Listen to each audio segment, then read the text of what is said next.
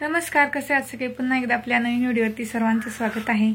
नवीन दिवसाची छान अशी सुरुवात झालेली आहे आणि सकाळच्या वाजलेल्या आहेत 10 आणि आज आम्ही सटवाई देवीची पूजा करणार आहोत।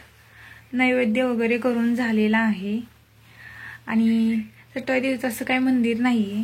ओढेच्या साईडला एक छोटासा देव आहे, तिथेच आम्ही पूजा करणार आहोत आणि इथून काही जास्त लांब नाहीये, जवळच आहे। आणि येत्या 6 तारखेला बाळाचं बारसं आहे, तर सर्वांनी नक्की या।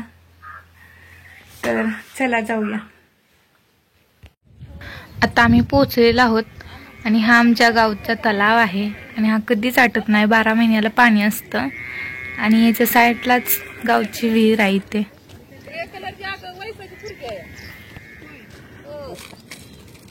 आधी हळद कुंकू ना, मग अगरबत्ती पेटा फळाचा निवड लावून मग तिकडे नुसतं पाणी घालून हळद कुंकू लावायचं, तर तिथं काढीस निवड दावायचा, तिकडे फळ ठेवायचं। आता पोराला तर कसं पारूस आणायचं सकाळच्या पासून आंघोळ घालून गाड खाली नाही भेटते का पंचायती नाही पोराला सकाळी कावणी करून ती नारे आणायला लावलं। गावात तर कुणी जायचं दोघी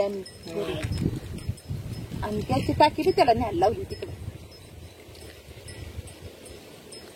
आज मंगळवार आहे, आज टाकी तेल आमची एचपी पंचायती नाही राहणार, अगं लावलीस तरी राहणार नाही।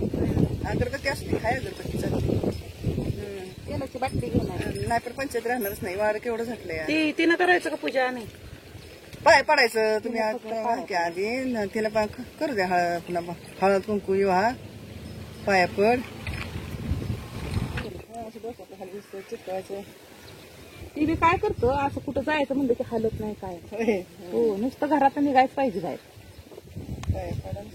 पाय पडवायचं तिथं जाऊन नुसतं 5-7 पाणी घालून हळद कुंकू लावून निवड ठेवायचं, दाखवून शनी एक ठेवायचं का किती? एक ठेवायचं, तिथे एक ठेवायचं, इथं 2 ठेवा।